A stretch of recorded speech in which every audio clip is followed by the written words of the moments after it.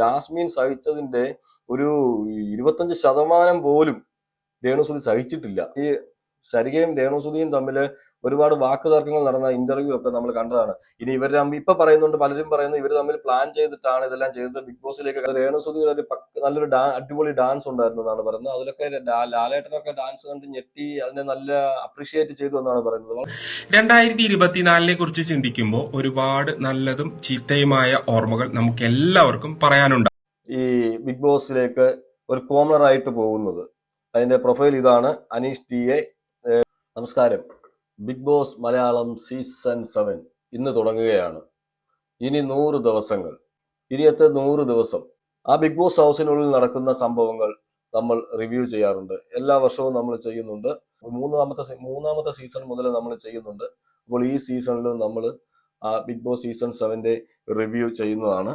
ഇന്ന് രാത്രി 7 മണി മുതൽ ഏഷ്യാനെറ്റിൽ തുടക്കം കുറിക്കുന്ന ബിഗ് ബോസ് സീസൺ 7ലേക്ക് എല്ലാവർക്കും സ്വാഗതം. ഇനി അങ്ങോട്ട് കണ്ടന്റുകളുടെ മേൽ കണ്ടന്റ് ആയിരിക്കാം. വാഴകൾ കാണാം. ഈ മോഹൻലാൽ പറഞ്ഞ പോലെ വാഴകൾ ഉണ്ടോ ഇല്ല, വാഴകളൊന്നും അവിടെ വാഴിക്കത്തില്ല എന്നൊക്കെ പറയുന്ന ഒരുപാട് ഡയലോഗൊക്കെ നമ്മൾ കേട്ടു ലാലേട്ടന്റെ ഓരോ പ്രൊമോയിലൊക്കെ. അതുപോലെ പെങ്ങള് പാസം, അതുപോലെ ഒളിച്ചിരിക്കുന്നവരെ, കളിക്കാതെ ഈ നൈസായിട്ട് പോകുന്നവരെ, ഇവരെല്ലാം തൂക്കി എറിയെന്നൊക്കെയാ പറഞ്ഞിരിക്കുന്നത്. അവർക്കെല്ലാം പണിഷ്മെന്റ് ഉണ്ടാവും. 7ന്റെ പണി എന്നാണ് പറഞ്ഞേക്കുന്നത് ബിഗ് ബോസ് സീസൺ 7.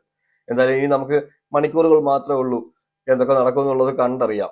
നമ്മുടെ ഇടയിൽ നിന്നും ഒരു കോമണർ ആയിട്ട് ആരാണ് പോകുന്നതെന്ന് പറഞ്ഞിട്ട് ഒരുപാട് പേരുടെ പേര് പറഞ്ഞു. ഒരു ലേഡിയുടെ പേര് പറഞ്ഞു, പിന്നെ ഒരു മോഡലിന്റെ പേര് പറഞ്ഞു, ഒക്കെ പറഞ്ഞു. എന്നാലും ഇപ്പോൾ നമുക്ക് കിട്ടിയ വിവരം അനുസരിച്ച് അനീഷ് ടി എന്ന് പറഞ്ഞ ഒരു എഴുത്തുകാരനാണ് ഈ ബിഗ് ബോസിലേക്ക് ഒരു കോമണർ ആയിട്ട് പോകുന്നത്. അതിന്റെ പ്രൊഫൈൽ ഇതാണ്. അനീഷ് ടി എ, ഫേസ്ബുക്കിലെ പ്രൊഫൈലാണ്. അതിനകത്ത് ബാക്കിയൊന്നും എഴുതിയിട്ടില്ല. അതിനകത്ത് പറഞ്ഞിരിക്കുന്നത് author of the book En Neram Thuzhanju, ഒരു ബുക്കൊക്കെ എഴുതിയിട്ടുണ്ട്. ഒരു എഴുത്തുകാരനാണ്. എൻ നേരം തുഴഞ്ഞ് എന്ന ബുക്ക് അനീഷ് ടി എ. അപ്പൊ ആ ബുക്കില് പറഞ്ഞൊരു വാചകം, ആ ബുക്കിന്റെ ഹെഡിങ് ആയിരിക്കും. അതിന്റെ ഞാൻ ഗൂഗിളിൽ സെർച്ച് ചെയ്തപ്പോൾ 179 രൂപയാണ് അതിന്റെ വിലയായിട്ട് കൊടുത്തിരിക്കുന്നത്. അതിനകത്ത് പറഞ്ഞിരിക്കുന്ന ഒരു വാക്യം എനിക്ക് ഭയങ്കരമായിട്ട് ഇഷ്ടപ്പെട്ടു കേട്ടോ. അതിന്റെ ഹെഡിങ്, അതിന്റെ ആമുഖമായിരിക്കാം ആ പുസ്തകത്തിന്റെ. ഒരു മനുഷ്യൻ എപ്പോഴാണ് യഥാർത്ഥത്തിൽ ജീവിക്കുന്നത്? ആലോചിച്ചു നോക്കിയിട്ടുണ്ടോ? ഉത്തരം യാത്രകളിൽ എന്നാവാം. ഏറ്റവും പ്രിയപ്പെട്ട നിമിഷങ്ങളെ തടവിലാക്കിയ ദ്വീപിലാണ് ആ യാത്ര ചെന്നെത്തുന്നത്. ഓർമ്മകളുടെ തോണിയിലേറി പങ്കായം തുഴഞ്ഞ് ദ്വീപ് എന്ന മറുകരയിൽ എത്തുമ്പോൾ ജീവിതം സഫലമാകുന്നു. ഓർമ്മകളില്ലാത്ത മനുഷ്യന് ജീവിതമില്ല. സന്തോഷപ്രദമായ ഓർമ്മകൾ നിധി പോലെ സൂക്ഷിക്കുക. ദുഃഖം തന്ന ഓർമ്മകൾ വെള്ളത്തിൽ ഒഴുക്കിക്കളയുക. ഒടുവിൽ ദ്വീപിലെത്തുമ്പോൾ നിങ്ങൾ പ്രകാശിക്കട്ടെ. ആ പ്രകാശം ലോകം മുഴുവൻ പരക്കട്ടെ. എന്റേത് മാത്രമായ ഓർമ്മകളുടെ തോണിയിൽ ഞാൻ നിങ്ങളെയും കൂട്ടുകയാണ്. ഒരുപക്ഷെ ഞാനും നിങ്ങളും ഒന്നായേക്കാം. ഓർമ്മകൾ എല്ലാവർക്കും ഇഷ്ടമാണ്. നമ്മൾ കുറച്ച് പിന്നോട്ട് നമ്മൾ സഞ്ചരിച്ച് നോക്കിക്കഴിഞ്ഞാൽ നല്ല നല്ല ഓർമ്മകളുണ്ട്. നമുക്ക് നല്ലതുമുണ്ട്, നല്ല ബാഡ് ആയിട്ടുള്ള ഓർമ്മകളുമുണ്ട്. പക്ഷെ നല്ല ഓർമ്മകളാണ് നമ്മൾ ഏറ്റവും കൂടുതൽ മനസ്സിൽ സൂക്ഷിക്കാൻ നമ്മൾ ആഗ്രഹിക്കുന്നത്. ഇടയ്ക്കിടയ്ക്ക് നമ്മളെ ബാഡ് ആയിട്ടുള്ള കാര്യങ്ങൾ നമ്മൾക്ക് അങ്ങനെ വന്ന നമ്മളുടെ പന്ന സമയങ്ങളൊക്കെ നമ്മൾ ചിന്തിക്കാറുണ്ടെങ്കിലും നമ്മൾ കൂടുതൽ സന്തോഷമുള്ള നിമിഷങ്ങളാണ് നമ്മൾ എല്ലാവരും ചിന്തിക്കാൻ ആഗ്രഹിക്കുന്നത്. അപ്പൊ അതിനെക്കുറിച്ചുള്ള ഒരു പുസ്തകമാണെന്ന് തോന്നുന്നു. ഓർമ്മകളിൽ നിന്ന് ഒരു യാത്രയിൽ നിന്നും ഉണ്ടായ അനുഭവങ്ങളും അതിന്റെ ഓർമ്മകളും ഒക്കെ പങ്കുവെക്കുന്ന ഒരു പുസ്തകമാണെന്നാണ് എനിക്കിത് വായിച്ചതിൽ നിന്ന് എനിക്ക് മനസ്സിലാവുന്നത്. അപ്പൊ ഈ അനീഷാണ് നമുക്ക് ബിഗ് ബോസ് സീസൺ 7 നമ്മൾ കോമണർ ആയിട്ട് നമ്മളെല്ലാം പ്രതിനിധീകരിച്ച്, കോമണർ എന്ന് പറയുമ്പോൾ നമ്മളെല്ലാം പ്രതിനിധീകരിച്ച് പോകുന്നത്. അപ്പൊ അവിടെ ഇനി ഗെയിം എന്തായിരിക്കും നമുക്കറിയില്ല. പക്ഷെ പുള്ളി നല്ലൊരു എഴുത്തുകാരനും ഒരുപാട് അവാർഡുകളൊക്കെ കിട്ടിയിട്ടുണ്ട് കേട്ടോ പുള്ളിക്ക്. ഫേസ്ബുക്കില് ഒരുപാട് പോസ്റ്റുകൾ എന്ന് പറയാനൊന്നുമില്ല. പുസ്തകം പ്രകാശനം ചെയ്യുന്നതിന്റെയും അതുപോലെ തന്നെ പുസ്തകത്തിന്റെ ഈ പുസ്തകത്തിന്റെ കാര്യങ്ങളാണ് കൂടുതലും കാണിച്ചിരിക്കുന്നത്. ഒരുപാട് പോസ്റ്റുകളൊന്നുമില്ല. എന്തായാലും ഈ കാണുന്നവർക്ക് വാക്കുകളിൽ എന്താണ് അനീഷിന്റെ വാക്കുകൾ എന്ന് നമുക്ക് കേൾക്കാം. അനീഷ് പറയുന്ന ഓരോ കാര്യങ്ങൾ ആ ഫേസ്ബുക്കിൽ നിന്ന് ഞാൻ എടുത്തതാണ്. നിങ്ങൾക്ക് ഏകദേശം അനീഷിനെ അതിൽ നിന്നും നിങ്ങൾക്ക് മനസ്സിലാക്കാൻ പറ്റുമെന്നാണ് എനിക്ക് തോന്നുന്നത്. നമുക്കാവുന്നു കേൾക്കാം. 2024 കുറിച്ച് ചിന്തിക്കുമ്പോൾ ഒരുപാട് നല്ലതും ചീത്തയുമായ ഓർമ്മകൾ നമുക്ക് എല്ലാവർക്കും പറയാനുണ്ടാവും. 2024 അവസാന നാളുകളിൽ സാഹിത്യ ലോകത്തിന് നികത്താനാവാത്ത ഒരു നഷ്ടം സംഭവിച്ചു. MT വാസുദേവൻ നായരുടെ വിയോഗത്തെക്കുറിച്ചാണ് പറഞ്ഞു വരുന്നത്. അദ്ദേഹത്തിന്റെ നാലുകെട്ട് വീണ്ടും വായിക്കാനുള്ള തയ്യാറെടുപ്പിലാണ്. ഒരുപാട് ബുക്സുകളൊക്കെ വായിക്കുന്ന ആളാണ്. അതുപോലെ നല്ല എഴുത്തുകാരനാണ്. എന്തായാലും ബിഗ് ബോസ് ഹൗസിലേക്ക് ഇനി കയറി കഴിയുമ്പോഴാണ് ഇനി എന്താണ് അവിടെ ഇനി പെർഫോമൻസ് ചെയ്യാൻ പോകുന്നുള്ളത് നമുക്കിനി കണ്ടറിയാനേ പറ്റത്തുള്ളൂ. നമുക്ക് ആ പുള്ളിയെ കുറിച്ച് നമുക്ക് അധികം ഒന്നും അറിയത്തില്ല. എന്നാലും ആദ്യമായിട്ട് ബിഗ് ബോസ് ഹൗസിലേക്ക് കയറിയത് കോമണറായിട്ട് അനീഷ് ടി എ ആണെന്നാണ് അറിയാൻ കഴിഞ്ഞിരിക്കുന്നത്. രേണുസുധിയുടെ ഒരു നല്ലൊരു അടിപൊളി ഡാൻസ് ഉണ്ടായിരുന്നു എന്നാണ് പറയുന്നത്. അതിലൊക്കെ ലാലേട്ടനൊക്കെ ഡാൻസ് കണ്ട് ഞെട്ടി അതിനെ നല്ല അപ്രീഷിയേറ്റ് ചെയ്തു എന്നാണ് പറയുന്നത്. വളരെ സന്തോഷം. അങ്ങനെയൊക്കെ ലാലേട്ടനെ അപ്രീഷിയേറ്റ് ചെയ്യണമെങ്കിൽ അതുപോലെ നല്ല ഡാൻസ് ഒക്കെ ആയിരിക്കാം. എന്തായാലും നമ്മുടെ രേണുസുധിയും കയറുന്നുണ്ട്. ഇത്രയും നെഗറ്റീവുകളൊക്കെ കൊണ്ടാണ് അകത്തോട്ട് കയറുന്നത്. എന്തായാലും നെഗറ്റീവ് എല്ലാം പോസിറ്റീവ് ആയിക്കൊണ്ട് വെളിയിലോട്ട് വരട്ടെ എന്നേ നമുക്ക് പ്രാർത്ഥിക്കാൻ കഴിയത്തുള്ളൂ. ഇപ്പൊ രേണുസുധിയുടെ കാര്യം പറഞ്ഞുകൊണ്ട് ഞാൻ പറയാണ്, രേണുസുധി ഇനി അകത്ത് പോയിട്ട് ഈ ക്യാരക്ടർ നമ്മളെല്ലാരും കണ്ടതാണ്, വെളിയിലെ ക്യാരക്ടർ നമ്മളെല്ലാം കണ്ടതാണ്. പക്ഷെ അകത്ത് പോയിട്ട് ഒരു നന്മമരം കളിക്കുകയോ അല്ലെങ്കിൽ ഒരു സൈലന്റ് ആയിട്ട് പോവുകയോ ഒക്കെ ചെയ്തു കഴിഞ്ഞാൽ ഈ ക്യാരക്ടറിൽ നിന്നും വ്യത്യസ്തമായിട്ട് എല്ലാവർക്കും അതൊരു അഭിനയമായിട്ട് തോന്നും. ഇത്രയും കാലം നമ്മൾ വെളിയിൽ നിന്ന് കണ്ടതാണ് എന്താണ് സ്വഭാവം, എന്താണ് കാര്യങ്ങൾ എന്നൊക്കെ എല്ലാവർക്കും മനസ്സിലായി. ഒരാളോട് സംസാരിക്കുന്നത് എങ്ങനെയാണ് വെട്ടിത്തുറന്ന് സംസാരിക്കുന്ന ഒരു സ്വഭാവ രീതിയാണ്. ഓക്കെ, ഇപ്പൊ എന്താണ് എവിടാണ് എങ്ങനെയാണ് സംസാരിക്കേണ്ടതെന്ന് പോലും അറിയത്തില്ല. പക്ഷെ ആ ഒരു രീതിയിൽ നിന്നും വ്യത്യസ്തമായി അകത്ത് പോയിട്ട് അതൊരു നന്മമരം കളിക്കാൻ, ഞാൻ നേരത്തെ പറഞ്ഞ പോലെ നന്മമരമോ എല്ലാം കളിക്കാൻ തുടങ്ങിക്കഴിഞ്ഞാൽ ഉറപ്പായിട്ടും ഒരു നെഗറ്റീവ് അടിക്കാൻ ആദ്യമേ നെഗറ്റീവ് അടിക്കാൻ ചാൻസ് കൂടുതലാണ്. എന്തായാലും നമുക്ക് നോക്കാം. ഇപ്പൊ അകത്തോട്ട് പോകുന്നതല്ലേ ഉള്ളൂ. അപ്പൊ നമുക്ക് ഇന്ന് മുതൽ എന്തായാലും നമുക്ക് കാണാൻ പറ്റും ഇനി ബിഗ് ബോസ് ഹൗസിനകത്ത് എന്തൊക്കെയാണ് കാണിക്കുന്നത് എന്നുള്ളത്. നമ്മള് വെളിയിലത്തെ കാര്യങ്ങളൊക്കെ നമ്മൾ ഇവിടെ വെച്ച് സ്റ്റോപ്പ് ചെയ്തിരിക്കുകയാണ്. ഇനി ബിഗ് ബോസ് ഹൗസിനകത്ത് നടക്കുന്ന കാര്യങ്ങളാണ്. അത് വേറൊരു ഗെയിം ഏറിയയാണ്. 100 ദിവസം, അതിനകത്ത് 100 ദിവസം തന്നെ നിൽക്കട്ടെ എന്ന് നമ്മൾ പ്രാർത്ഥിക്കുന്നു. ഒരുപാട് നെഗറ്റീവ് കൊണ്ട് പോകുന്നതല്ലേ. എന്തായാലും എക്സ്പോസ് ആകാൻ ചാൻസ് കൂടുതലാണ്. ഞാൻ ഈ പറഞ്ഞതുപോലെ അഭിനയിക്കുവാണെങ്കിലും എക്സ്പോസ് ആവും. ഉറപ്പായിട്ടും അഭിനയിക്കുകയാണെങ്കിൽ എക്സ്പോസ് ആവും. അല്ല ഇതേ ക്യാരക്ടർ തന്നെ അങ്ങോട്ട് കൊണ്ടുപോയിട്ട് ആ സംസാര രീതിയിലൊക്കെ കുറച്ച് മാറ്റങ്ങളൊക്കെ വരുത്തി സംസാരിക്കുന്നിടത്ത് സംസാരിക്കുകയും കാര്യങ്ങൾ പറയേണ്ടത് കാര്യങ്ങൾ പറയുകയും ഒക്കെ ചെയ്യുകയാണെങ്കിൽ ഒരു പോസിറ്റീവ് ആകാൻ ചാൻസ് കൂടുതലാണ്. പക്ഷെ ഈ പറയുന്നത് പോലെ എടുത്തടിച്ച പോലെ സംസാരിക്കാമെന്ന് പറഞ്ഞാൽ അവിടെ പോയിട്ട് ആരുടെയും ഒന്നും വിളിക്കാതിരുന്നാല് കൊള്ളാം. അങ്ങനൊന്നും വിളിക്കണം എന്നല്ല പറയുന്നത്. ചെറിയ മാറ്റങ്ങളൊക്കെ ആവാം സംസാര രീതിയിൽ. പക്ഷെ ഒരുപാട് അഭിനയിക്കുന്ന പോലെയൊക്കെ തോന്നിക്കഴിഞ്ഞാൽ, നേരത്തെ പറഞ്ഞതുപോലെ അഭിനയിക്കുന്ന പോലെയൊക്കെ ആർക്കെങ്കിലും ഒക്കെ തോന്നിക്കഴിഞ്ഞാൽ അവരെയും കുറ്റം പറയാൻ പറ്റത്തില്ല. അവിടെ പോയി നന്മ വരാൻ കളിച്ചു തുടങ്ങിയാൽ അതിനുശേഷം നമ്മൾ സ്റ്റാർ മാജിക്കിലെ നമ്മുടെ അനുമോള് കയറിയിട്ടുണ്ടെന്നാണ് പറയുന്നത്. നമ്മളിപ്പോ അറിഞ്ഞ കുറച്ച് പേരാണ് കേട്ടോ. ഇപ്പൊ ഷൂട്ടിംഗ് നടന്നുകൊണ്ടിരിക്കുക. ഞാൻ ഈ വീഡിയോ ഷൂട്ട് ചെയ്യുമ്പോഴും അവിടെ ഷൂട്ട് നടന്നുകൊണ്ടിരിക്കുകയാണ്. അനുമോളും കയറിയിട്ടുണ്ട് എന്നാണ് നമുക്ക് അറിയാൻ കഴിയുന്നത്. എന്തായാലും അതുപോലെ ശാരിക നിങ്ങൾക്ക് അറിയാമല്ലോ, സരികയും ബിഗ് ബോസ് ഹൗസിനുള്ളിൽ കയറുന്നുണ്ട് എന്നാണ് പറയുന്നത്. എന്ന് വെച്ചാൽ സരികയും രേണുസുധിയും തമ്മിൽ ഒരുപാട് വാക്ക് തർക്കങ്ങൾ നടന്ന ഇന്റർവ്യൂ ഒക്കെ നമ്മൾ കണ്ടതാണ്. ഇനി ഇവർ ഇപ്പൊ പറയുന്നുണ്ട്, പലരും പറയുന്നു ഇവർ തമ്മിൽ പ്ലാൻ ചെയ്തിട്ടാണ് ഇതെല്ലാം ചെയ്തത്, ബിഗ് ബോസിലേക്ക് കയറാൻ വേണ്ടിയിട്ട് ആ സമയം ആകുമ്പോഴത്തേക്ക് കുറച്ച് വൈറലാകാൻ വേണ്ടിയിട്ടാണ് ഇതെല്ലാം കാണിച്ചു കൂട്ടിന്നൊക്കെ പറയുന്നുണ്ട്. ഇതിന്റെയൊക്കെ സത്യാവസ്ഥ നമുക്ക് ഇനി അകത്ത് പോകുമ്പോഴേ അറിയാം. ഇവരുടെ പെർഫോമൻസ് കാണുമ്പോൾ നമുക്കറിയാം. അകത്ത് പോയിട്ട് ഇവർ തമ്മിൽ പെരുമാറുന്നത് കാണുമ്പോൾ നമുക്ക് മനസ്സിലാകാൻ പറ്റും ഇവർ ആ വെളിയിൽ ഡ്രാമ കളിച്ചതാണോ അകത്തോട്ട് പോകാൻ എന്നൊക്കെ. ഇനി നമുക്ക് മണിക്കൂറുകൾ മാത്രമേ ഉള്ളൂ. മണിക്കൂറുകൾ കഴിഞ്ഞാൽ നമുക്ക് പോകെ നമുക്ക് ഇതെല്ലാം അറിയാൻ പറ്റും. ഇതെല്ലാം ഒരു ഗസ്സിംഗ് ആണ് ഓരോരുത്തർ പറയുന്നത്. ഇവർ തമ്മിൽ ഡ്രാമ കളിച്ചു, ഇവർ തമ്മിൽ ഇതിനു വേണ്ടിയാണ് ഡ്രാമ കളിച്ചത്, ബിഗ് ബോസിലേക്ക് പോകാൻ വേണ്ടിയാണെന്നൊക്കെ. ഈ ബിഗ് ബോസിലേക്ക് പോകാൻ വേണ്ടി ഡ്രാമ കളിക്കുന്ന ഒരുപാട് പേരുണ്ട്. ഞാൻ എന്റെ ഒരു ഇതിൽ പറയുകയാണെങ്കിൽ രേണുസുതി ആയിരിക്കാം ചിലപ്പം ബിഗ് ബോസിലേക്ക് പോകാൻ വേണ്ടി ഒരു അലിഗേഷൻസ് സ്റ്റാർട്ട് ചെയ്തതായിരിക്കാം. പക്ഷെ അത് അവരുടെ കയ്യിൽ നിന്നില്ല. അത് ഞാൻ ആദ്യമുള്ള വീഡിയോയിൽ പറയുന്നുണ്ട്. ആ വീടിന്റെ പ്രശ്നം തന്നെ ഇത്രയും ഒരു എഫക്റ്റ് ഉണ്ടാക്കും, വെളിയിലേക്ക് ഇത്രയും ഒരു എഫക്റ്റ് ഉണ്ടാക്കുമെന്ന് ഒരിക്കലും രേണുസുതി ചിന്തിച്ചു കാണത്തില്ല.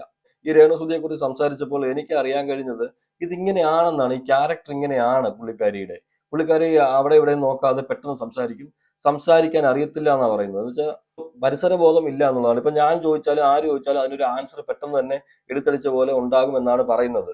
അടുത്തറിയുന്നവരാണ് ഈ പറയുന്നത്. അവരുമായിട്ട് സംസാരിച്ചിട്ടുള്ളവര് അല്ലെങ്കിൽ അവരുടെ ക്യാരക്ടർ അങ്ങനെ അനലൈസ് ചെയ്തിട്ടുള്ളവരൊക്കെയാണ് ഇത് പറയുന്നത്. ചിലപ്പോൾ അങ്ങനെ ആയിരിക്കാം. ഇപ്പൊ എന്തായാലും നടക്കേണ്ടതെല്ലാം നടന്നു കഴിഞ്ഞു. സാധാരണ ബിഗ് ബോസ് ഹൗസിനകത്ത് പോയി അകത്ത് കളിയെല്ലാം തുടങ്ങി കഴിയുമ്പോഴാണ് ഓരോരുത്തരുടെ നെഗറ്റീവുകളൊക്കെ വെളിയിലോട്ട് വരുന്നത്. പക്ഷെ ഇവിടെ ഇങ്ങനല്ല. ഇവിടെ സംഭവിച്ചിരിക്കുന്നത് നേരെ മറിച്ചാണ്.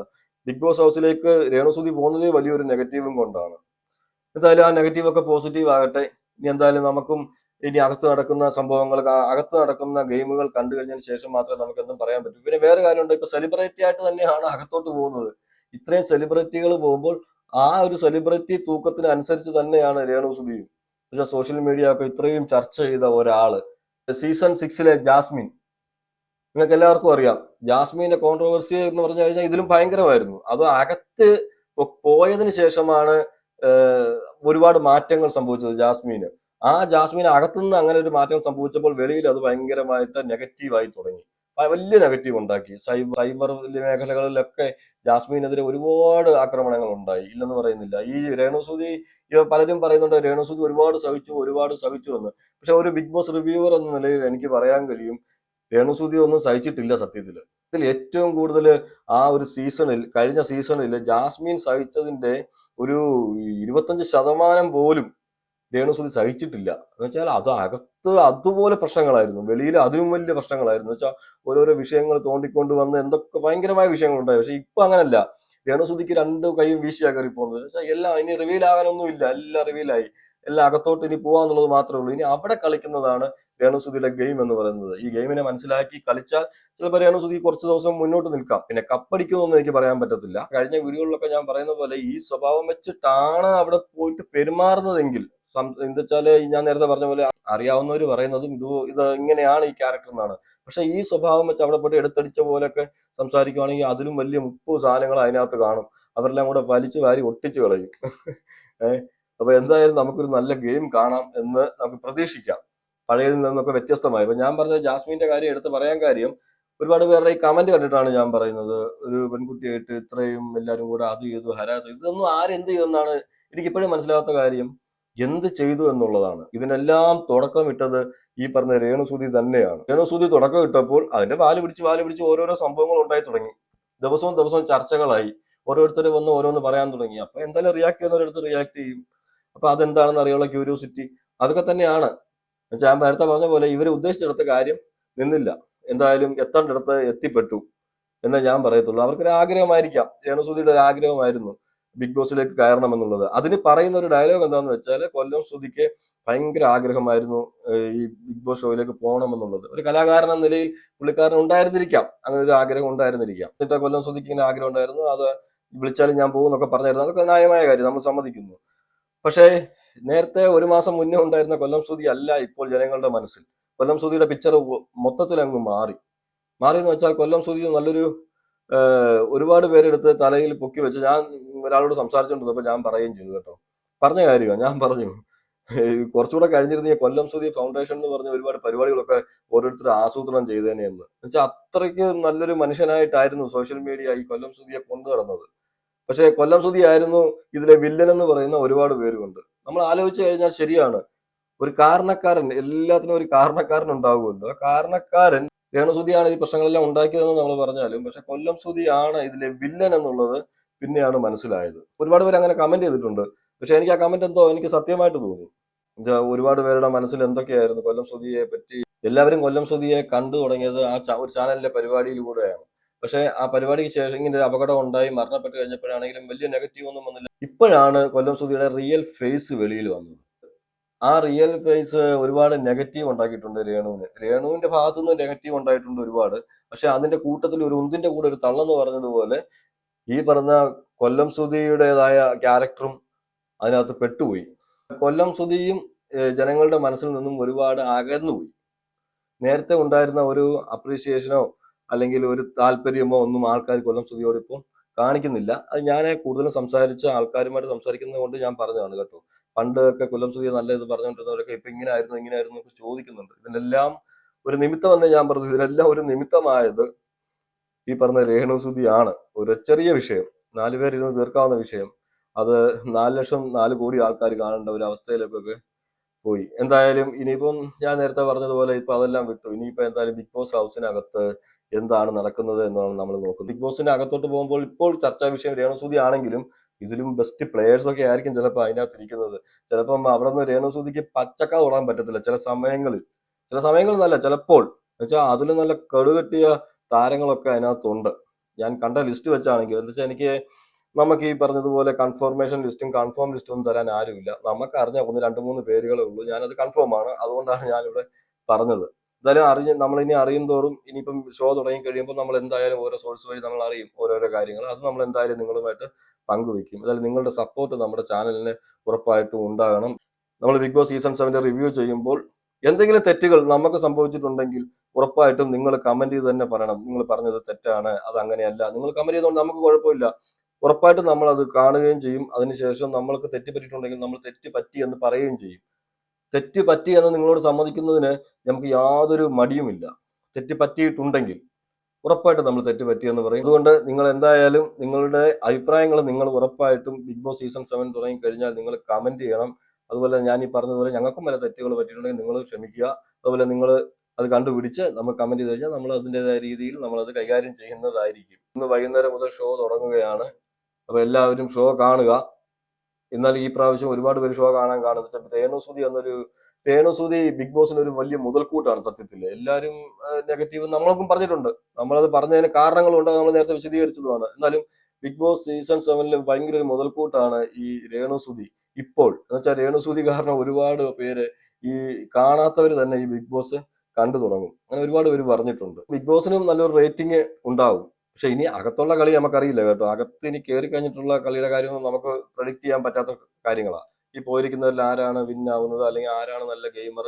ഇപ്പൊ ചിലപ്പോൾ നല്ല ഗെയിം കളിക്കുന്നവരൊക്കെ ചിലപ്പോൾ ഔട്ട് ആവാം എന്നൊക്കെയായിരുന്നു. അങ്ങനെയൊക്കെയാണ് കഴിഞ്ഞ സീസണിലൊക്കെ സംഭവിച്ചത്. ഈ സീസണിൽ വാഴകളെ എല്ലാം പുറത്താക്കുമെന്നും കളിപ്പിക്കുമെന്നും ഒക്കെ പറയുന്നുണ്ട്. എന്താണെന്ന് കണ്ടറിഞ്ഞേ പറയാൻ പറ്റൂ. അതുകൊണ്ടാണ് ഞാൻ അതിനെക്കുറിച്ചൊന്നും സംസാരിക്കാത്തത്.